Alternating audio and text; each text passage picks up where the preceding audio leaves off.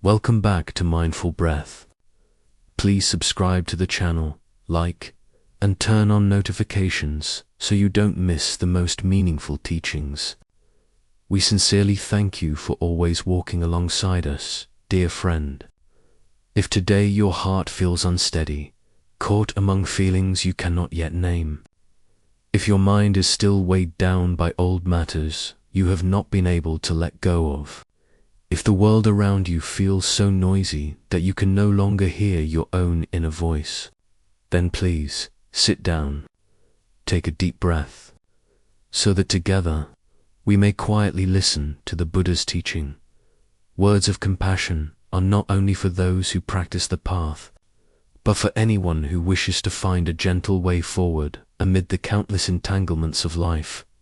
There are days when we rush through life, believing ourselves to be strong, and yet just one cold glance, one thoughtless remark, is enough to make us feel profoundly fragile.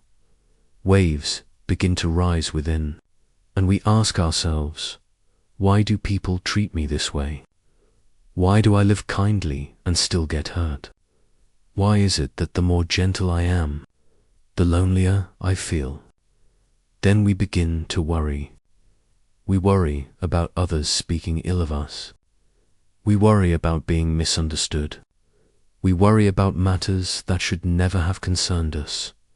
Those worries, day after day, month after month, accumulate into sorrow like a glass of water, one drop each day, until one moment it overflows, and when it overflows, we react hastily. We want to argue. We want to prove ourselves. We want to win or lose. But my friend, have you ever asked yourself, in those moments of fighting to be right, do we truly feel lighter afterward, or do we only become more exhausted? The Buddha taught, do not do evil, do good. Some say these words sound very simple. Everyone knows them. But living in this world, keeping one's heart from doing harm, from speaking words that wound, from nurturing anger within. Perhaps an entire lifetime is still a long journey of learning how to let go, because the human heart is not always at peace. When insulted, our first instinct is to resist. When misunderstood, our next instinct is to explain. And when hurt too many times, sometimes we want to return to the world a portion of the bitterness we once received. But it is precisely at that moment that the Buddha's teaching arises like a gentle, quiet reminder. My child, what others do is their karma. How you keep your own mind, that is the path to liberation. This life can never please everyone. Sometimes you do good, and others still misunderstand you. Sometimes you remain silent and patient, and others think you are weak. Sometimes you choose to let go, and others think you have lost. But did the Buddha ever teach us to live in order to win or lose with anyone? He taught us to live, to overcome ourselves. Whatever others do, let them be. They speak harshly, we keep a wholesome mind. They live competitively, we keep our steps unhurried. They struggle over gain and loss. We keep our hearts pure, because in the end, what we carry with us after one human lifetime is not possessions, fame, or praise and blame, but the state of mind with which we have lived. If today you feel uneasy within, try returning to listen to your own breath. Try, just once, not reacting hastily, not arguing over right and wrong, not gathering words of gossip. Simply keep one wholesome intention in your heart. Gently say to yourself, I will not do anything that makes my mind heavy. That is precisely the practice of abandoning evil and cultivating good, not something grand at a temple gate, but beginning with the smallest things within each heart, like choosing silence instead of argument, choosing forgiveness instead of anger, choosing understanding instead of judgment. That is already practice. That is already walking on the path of peace and joy taught by the Buddha. Do you know, there are things in life that, the more we hold on to, the more they hurt. The more we think about them, the more exhausted we become. Only when we learn to let go does the heart begin to feel light. Only when we stop caring too much about what others do, what they say, what they think, do we finally have time to turn back and care for our own inner life. And that inner life, if it is not nourished with wholesome qualities, will dry up very quickly under the weight of nameless sorrows. And so we slowly sink into life, no longer knowing what we are living for, no longer finding joy in these brief days, and that is far more frightening than any outward wound. Therefore, when the heart is filled with concerns, choose to awaken.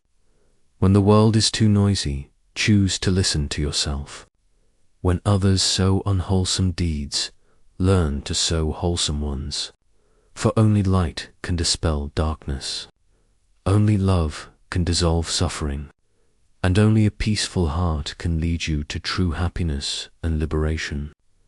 There is one thing that those who walk the path must remember. Abandoning evil is not because of fear, but out of compassion for oneself. It is like someone who knows that in their hand they are holding a burning piece of charcoal. Even if no one forces them, they will willingly let it go, because they understand, the longer they hold it, the more their hand will burn. Abandoning evil is the same. It is not submission to what is wrong. It is not weakness that turns a blind eye. It is a deep awakening that every time we allow anger, jealousy, and calculations of gain and loss to arise, we are pouring into our own heart a cup of poison. Have you ever been angry with someone to the point of losing sleep and appetite? Have you ever let just one unpleasant remark make your heart feel heavy as stone, unable to rest? Have you ever reacted with a harsh word, only to find afterward that you yourself were the one consumed by regret? In moments like these, you may think you are retaliating, sending a warning, showing others that you are not easily bullied. But the truth is, in that very moment, you allowed them to enter your mind and disturb an entire sky of peace. You unknowingly handed over control of your emotions to someone else. So then, is that strength? Or is it merely a misunderstanding disguised as pride? Forgiveness does not mean forgetting the pain. Forgiveness is the way we remove the iron hook that is embedded deep in the heart, not because the other person deserves forgiveness, but because we deserve peace. Just as when someone throws at you a burning piece of charcoal, you may feel angry, you may shout, you may throw it back, but pause and ask yourself, is that charcoal still in your hand, or has it already fallen to the ground? If it is still in your hand, then the one being burned is you, not them. Abandoning evil is not escaping the truth. It is facing the truth with a heart that does not wish to cause further harm, not even to oneself. Someone once asked, if you forgive a betrayer, is that weakness? The answer is no. Forgiveness is a form of wisdom, because you understand that holding on to resentment only makes you suffer more. You release them from your mind, not to lighten their burden, but so that you yourself no longer have to carry the weight. Like a glass of water in your hand, each time you become angry, a drop of ink falls into that glass. One drop, the water remains clear, but the more it accumulates, the murkier the water becomes, and you are the one who must drink that water every single day. No one else. Therefore, Do not think that abandoning evil is something grand or extraordinary. Sometimes it is simply not allowing your heart to be filled with things that are small yet sharp, like when someone speaks an insulting word. Instead of responding with an even more hurtful one, you simply offer a gentle smile and remain silent, not because you are weak, but because you do not want to be dragged into the mud. No one can throw mud without getting their own hands dirty. Some people believe that they must win every confrontation in order to be considered strong. But take a closer look. Is it not often the one who wins an argument who walks away the most exhausted? Is it not after winning and losing that come long days of heavy silence, unanswered questions, distances that grow wider each day, with no one willing to mend them? And so, the one who abandons evil is not someone who runs away from life, but someone who knows how to live in the world without letting the world sweep them away. They choose to keep their mind at peace, like someone protecting a small lamp in the wind, because they understand that when the wind is too strong, lighting more lamps is useless. The only thing to do is to shield the flame within. When the wind finally calms, the fire will rise again on its own, bright and clear. Abandoning evil does not mean letting everything pass, remaining silent no matter what. It means not responding to wrongdoing with another. Wrongdoing, not repaying resentment with resentment. Not reacting out of instinct, but choosing with mindfulness. Some people pass through our lives only to teach. USA lesson: do not let emotions govern your actions. Do not let a moment of anger destroy the beautiful things you have spent so long nurturing. You are watching mindful breath. One who knows how to abandon evil understands that no result falls from the sky. All suffering originates from a seed that was once planted.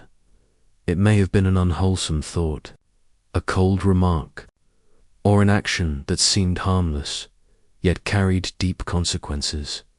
And you, yourself, are the one who must walk through those results. No one can replace you. No one can bear them on your behalf. So, if today you feel uneasy within, ask yourself, am I holding in my heart too many things that are unnecessary?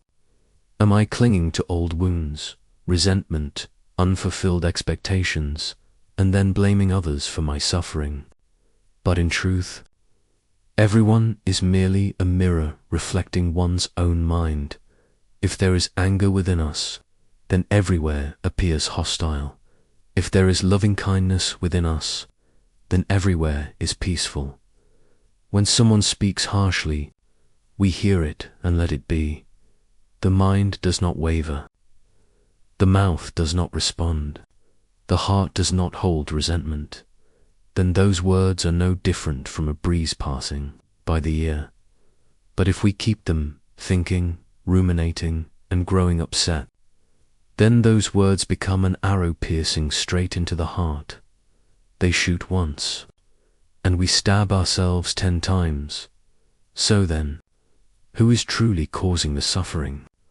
Forgiveness is a gift we give to ourselves. First, it is a way of saying to our own heart, I am mature enough to not need to punish anyone, and also not to cling to a justice that does not belong to me. The world is not always fair, but our own mind can choose to live fairly with itself.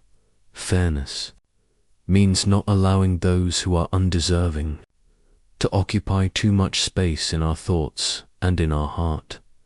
And then we will realize peace does not come from changing others, but from changing the way we see others.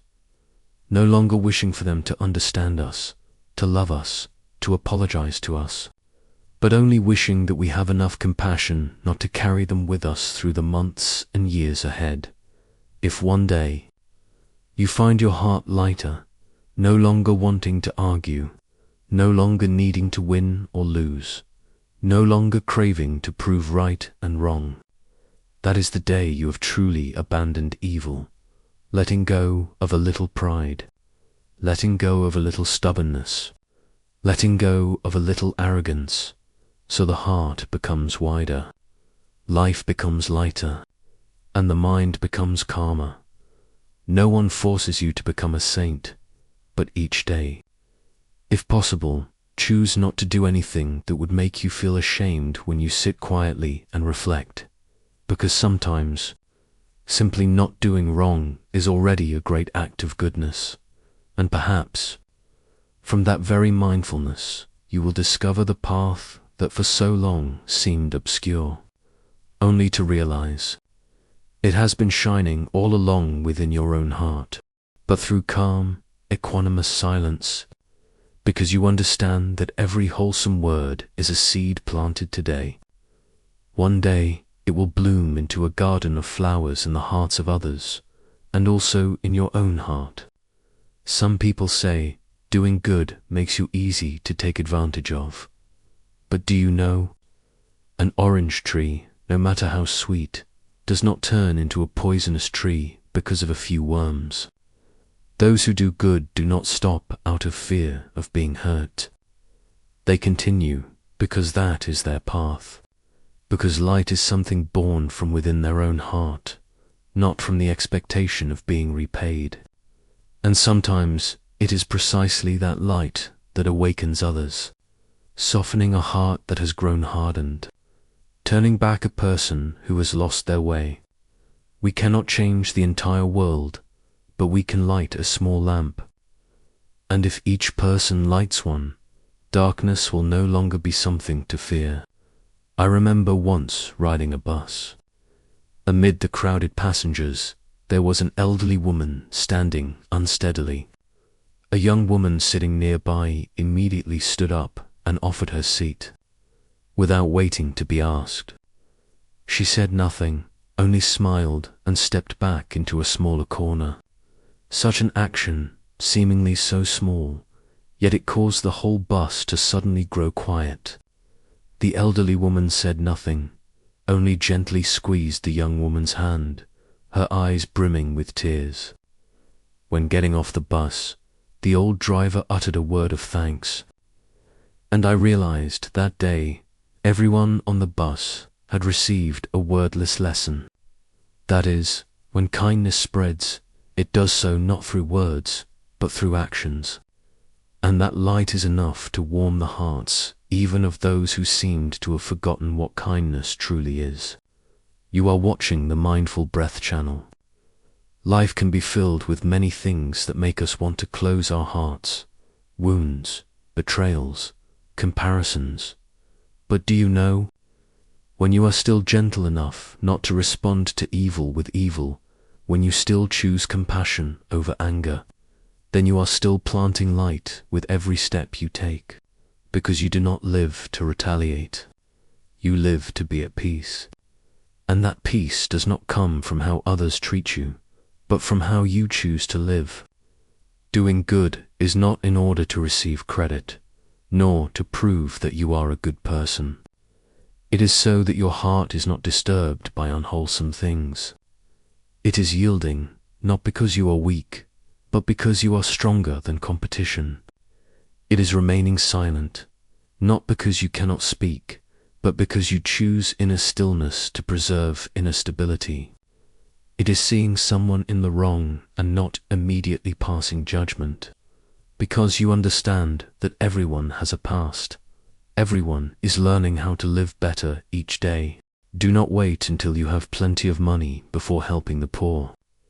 Do not wait until you have power before speaking what is right. Begin now with the smallest acts of kindness, a sincere word of thanks, a look of understanding, a hug when someone else is feeling fragile. The Buddha did not teach us to become perfect people, but taught us to live with genuine goodness, so that every action we take, every word we speak, is a wordless prayer.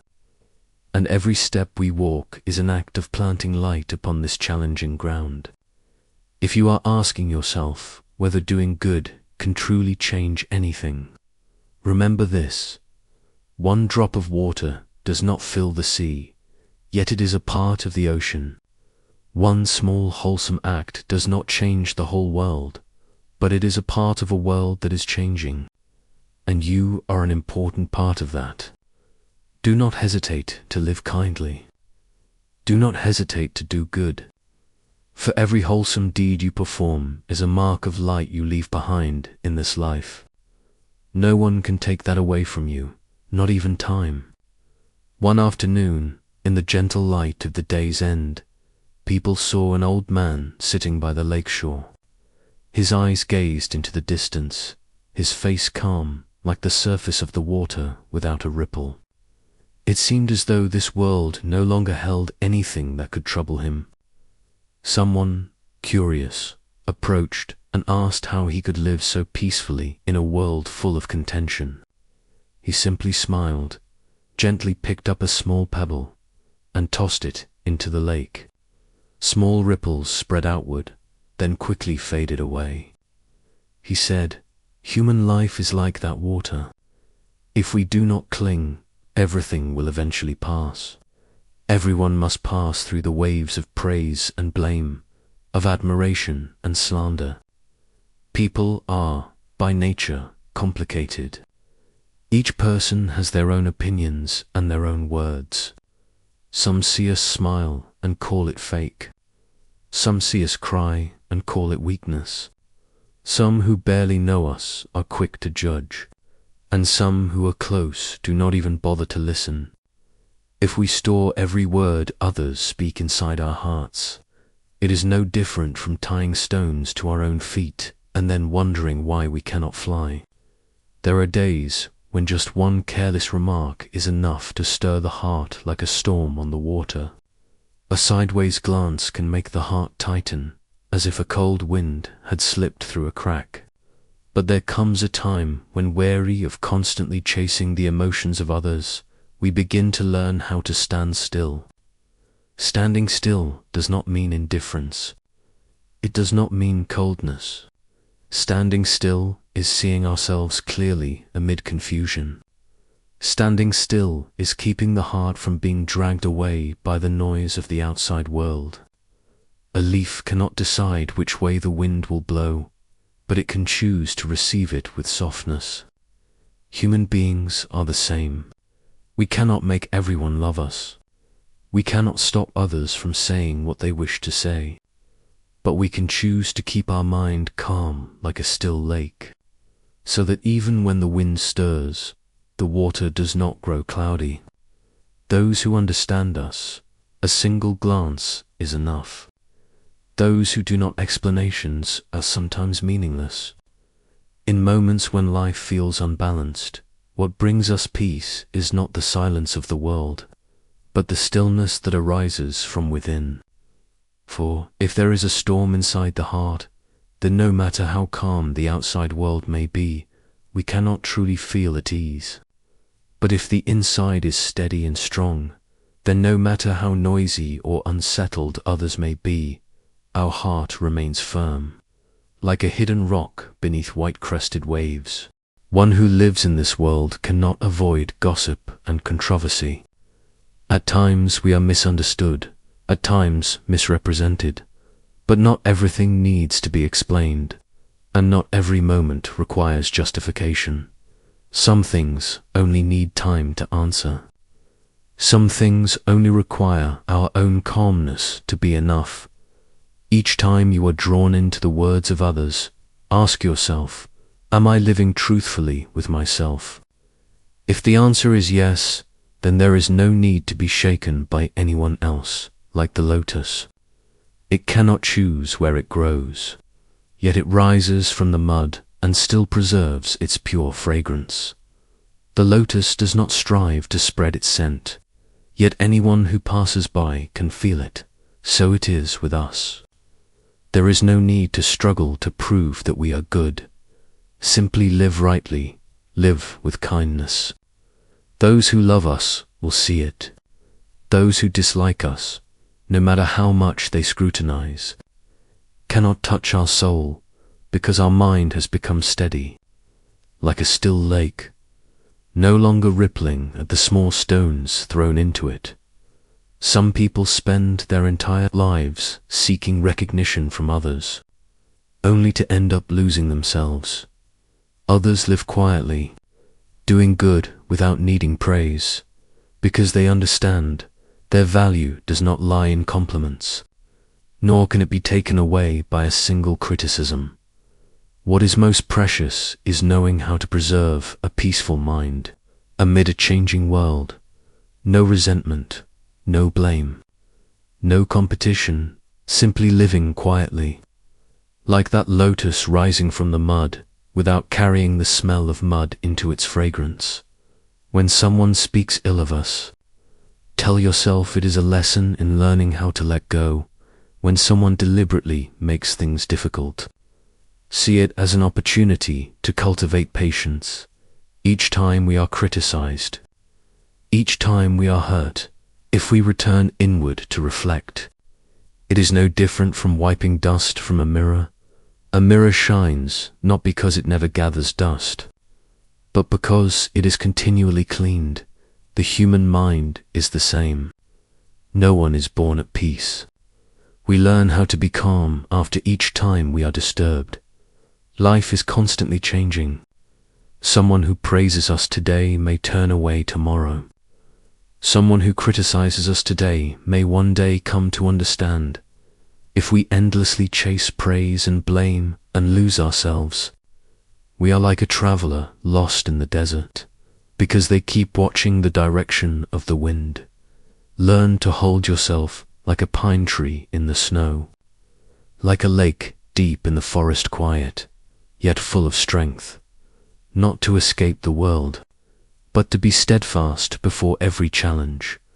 Sometimes peace does not come from great things, but simply from knowing when to release the need to explain, from hearing gossip and still smiling, from being misunderstood and not feeling the need to defend yourself, from an afternoon sitting alone by the porch, drinking a cup of tea, listening to the rain, with a heart undisturbed from an early morning, rising before dawn, chanting a period of sutras, lighting a stick of incense, asking for little, only wishing for the heart to feel light. And then, when we no longer wish to compete or win, that is when we truly begin to enter genuine peace. Not because everything around us has become perfect, but because our heart is no longer easily shaken. We do not need recognition from anyone, nor do we need to be fully understood. We live by understanding ourselves. We live to preserve the lotus fragrance within the heart, so it is not stained by the mud of worldly life. Keeping the heart like a still lake is not easy, especially in an increasingly noisy world. But the louder it becomes, the more awake we must be. The more people talk, the more we need silence, not as resignation, but as knowing what is worth keeping and what should be let go. Every word not worth hearing, let it pass like the wind gliding over the lake. Every prying glance, let it sink like a fallen leaf, unable to cloud the clear water. And each time you feel the urge to react, ask yourself, will this make my heart brighter? If not, keep that peace for yourself. A practitioner is not one who escapes life, but one who knows how to walk through life with a steady heart. Amid deception, they preserve truthfulness.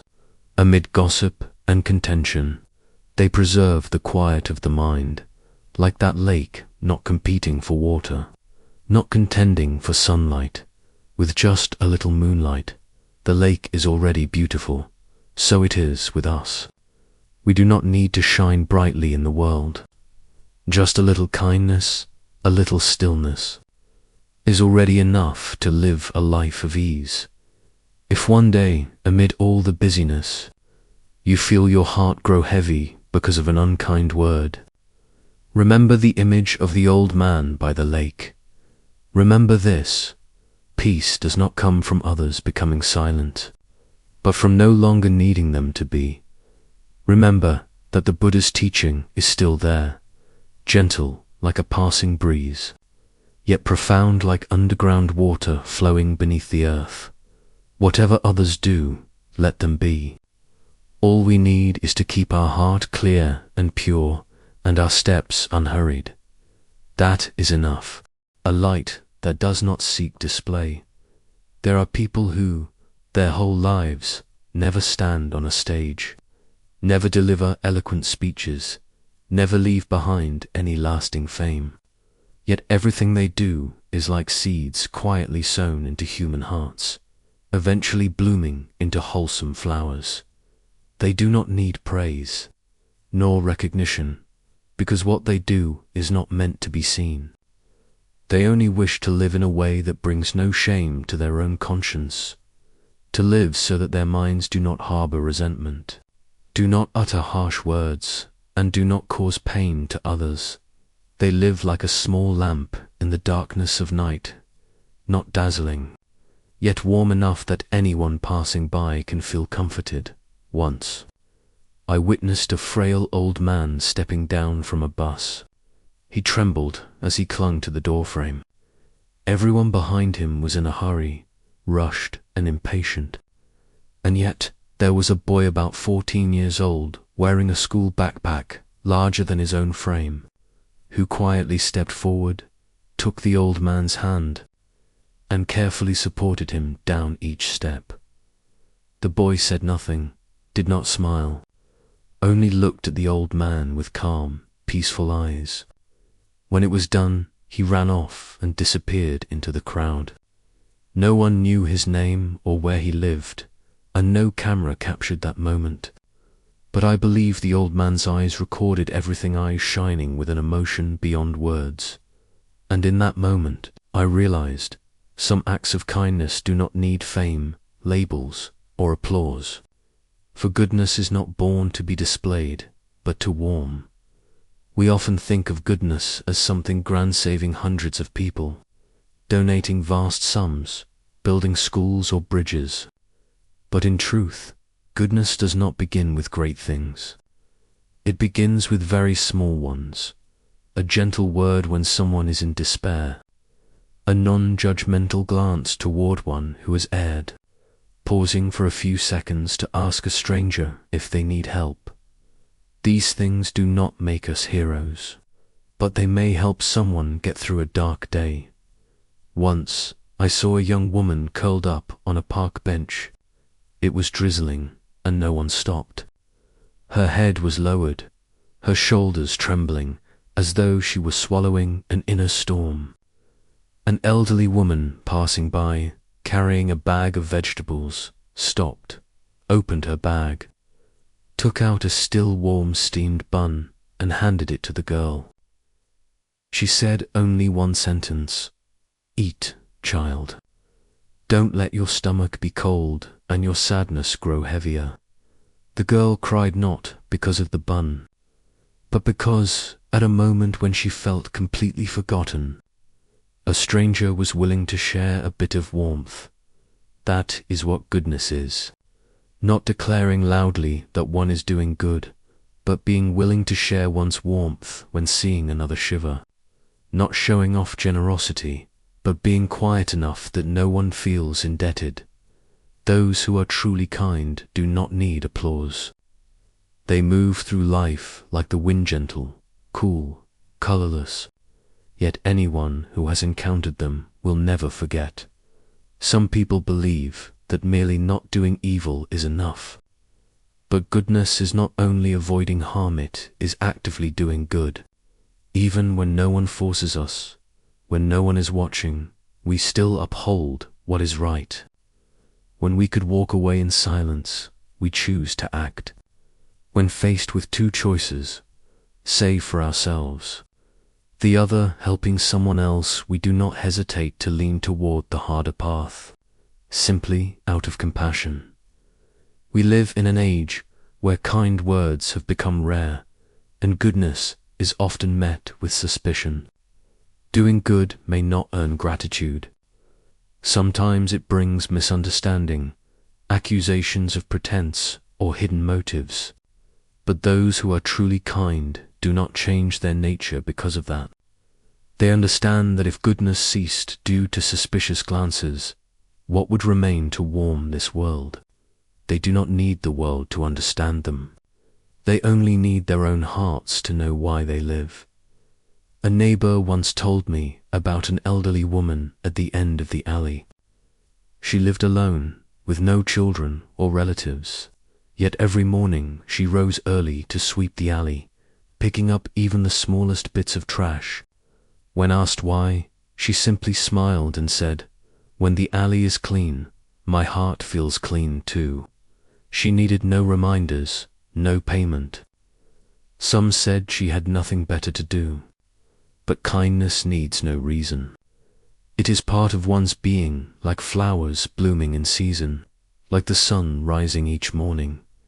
Some people live to impress, some live to be remembered. But there are also those who live simply so their hearts may be at peace. They fall asleep feeling light and wake without heaviness. They need not prove anything, surpass anyone, or have their names spoken. It is enough that what they do today does not hurt another. Such people are lamps in the night, not brilliant, but enough for a lost soul to find direction. And if you have ever thought yourself too small, incapable of doing great things, please remember, one drop of cool water can save a life that is burning. A sincere smile can soften sorrow carried for years. A timely embrace can mend cracks once thought impossible to heal. Goodness requires no talent, no degrees, no age or status. It only needs a heart that still trembles at the suffering of others. To live with kindness is not to seek the spotlight, but to stand amid the noise and still keep inner quiet. To be surrounded by conflict and not utter harsh words. To face suffering without passing that suffering on to others. This is inner strength. This is spiritual cultivation. This is a light that needs no spotlight, yet still illuminates human hearts. If you quietly live kindly each day, do not grieve that no one notices. Do not grieve that you are unnamed or True light needs no signboard. True goodness needs no compliments. If you can keep your heart upright amid storms, keep a smile amid afflictions, keep gentleness even when others are angry with you, then you have already been a candle in someone's life. And sometimes, a single candle is enough to light an entire corner of this world. There are times when people live as if they are climbing ever higher, standing at the peak. Then one day, a light breeze is enough to make them stumble. One disagreeable remark stirs waves within the heart. Only then do we realize that arrogance does not make us steadier, merely leaves us standing alone on a fragile branch, ready to break with the slightest wind. The Buddha taught that one who knows humility is sowing a firm place for themselves in human hearts, not through loud words or imposing appearances, but through gentleness of mind, bowing without self-deprecation, yielding without losing dignity. Rice plants stand tall when young, but bow low when heavy with grain. The more one learns, the longer one lives, the more ups and downs one experiences. The softer one's voice becomes, the more one humbles oneself, no longer rushing to speak on every matter. For they know that what is truly precious in life is not how much one surpasses others, but whether one is calm enough to no longer need to compete. Humility is not weakness. It is choosing a life without display. Humbleness is not lowering oneself to be despised. It is knowing how to preserve one's own merit. Someone once asked, "Does being kind mean remaining silent before harsh words?"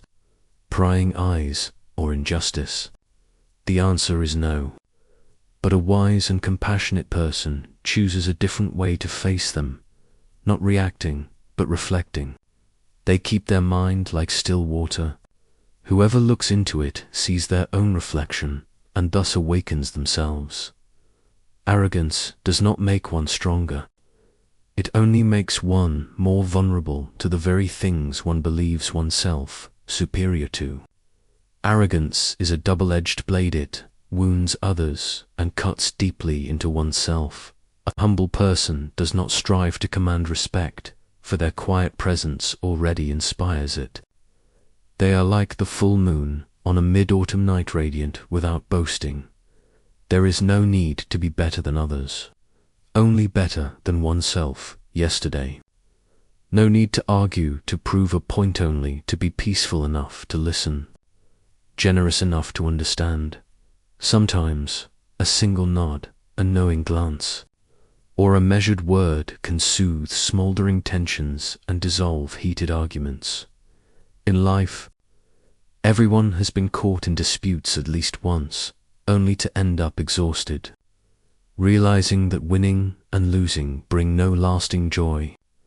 What remains afterward are scratches in relationships and a heaviness in the heart. One who knows when to stop at the right moment is one who preserves their merit. One who knows when to remain silent is protecting the mind from being swept into things that are not worth it. Sometimes, not speaking is the strongest way of speaking. Sometimes, calm composure is the voice that carries the farthest. A person who truly understands the way does not need to prove anything, for they know that every struggle to win or lose is a moment in which peace is lost.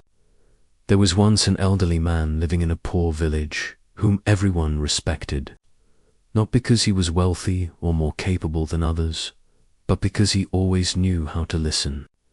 Whenever something happened, he did not rush to judge, did not interrupt, only smiled quietly and said, in a voice as light as the breeze, "Let it be. Everyone has their own suffering. Leave it there, and it will pass." Some said he was foolish, unable to distinguish right from wrong. Yet strangely, anyone who came near him felt their heart grow lighter. Someone once asked why he endured so much in silence. He replied slowly, in a voice that soothed the mind, "Those who do not understand you will not understand no matter how much you say. Those who understand you need not hear a single word. It is better to remain still, to keep the heart from rising into waves." That sentence was light as wind, yet etched deeply, like stone worn smooth by time. There are moments when simply yielding one step, taking one gentle breath, lowering oneself just a little, is enough to avoid countless troubles. Not because we are weak, but because we are strong enough to choose what causes no harm. Everyone has an ego. Everyone has self. But a humble person is one who knows how to guard the heart, not letting the ego take command.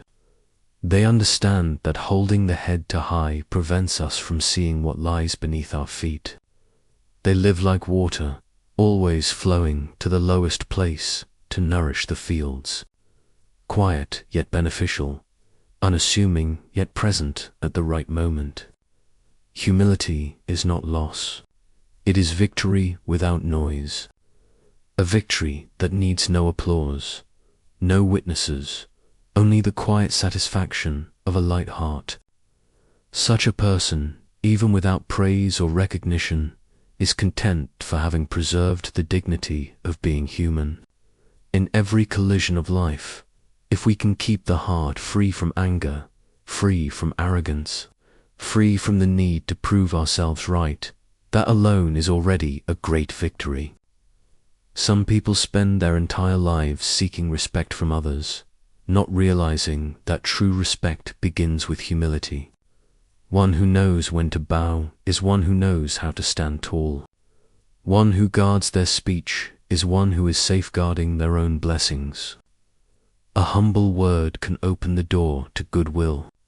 A yielding action can build a bridge of harmony.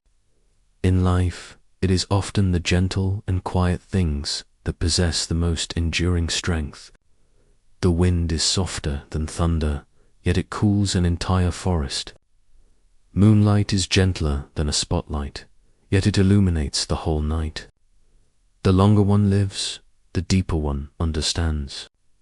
Humility is not only a virtue, but also an armor that protects the soul from the arrows of arrogance, gossip, and meaningless competition.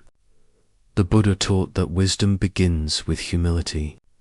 A mind like the earth, everyone may step upon it, yet it does not reject them. A mind like water, everyone may look into it and see clearly, without disturbance. A student of the Dharma without humility is like lighting a lamp in a violent storm. The light is extinguished before it can shine. A practitioner with arrogance is like a boat with no bottom. No matter how much is poured in, nothing can be retained. In a world full of noise and agitation, humility is how we preserve ourselves, how we avoid being pulled into the whirlpool. It is knowing how to stop while others rush forward, knowing how to look back while others strain to rise at any cost, choosing the low ground so the heart may stand high, living lightly yet deeply, walking slowly yet surely, speaking little yet leaving a lasting imprint. If you have ever felt your heart stirred by arguments, felt exhausted by winning and losing, or regretted speaking too much, try, just once, living with a humble mind. You do not need to change the whole world, only change the way you walk through it, more gently, more quietly, more humbly. For in the end, what truly matters is not how others praise us, but whether our own heart can smile peacefully when we look back on the past. Someone once asked a Zen master how to remain untroubled when others speak ill of us. The master did not answer immediately. He led the person to a clear pond, scooped up a handful of mud, and dropped it into the water. The pond turned cloudy for a moment, then slowly settled, the mud sinking to the bottom. The master said, "What others say is their mud. If you hold it in your heart, the water stays murky. If you let it go, the water becomes clear again." Everyone, at least once, is praised and blamed, misunderstood, scrutinized, even falsely accused. The more upright a person lives, the more easily they become a target of gossip. The greater one's virtue, the more one is tested by things not born of one's own faults. But the Buddha taught, when the mind does not waver, peace exists everywhere. True peace does not come from circumstances, but from inner stability. The wind may blow, but if the roots are deep, the tree stands firm. The voices of the world may shout, but if the heart does not move, those words pass like clouds drifting over mountains.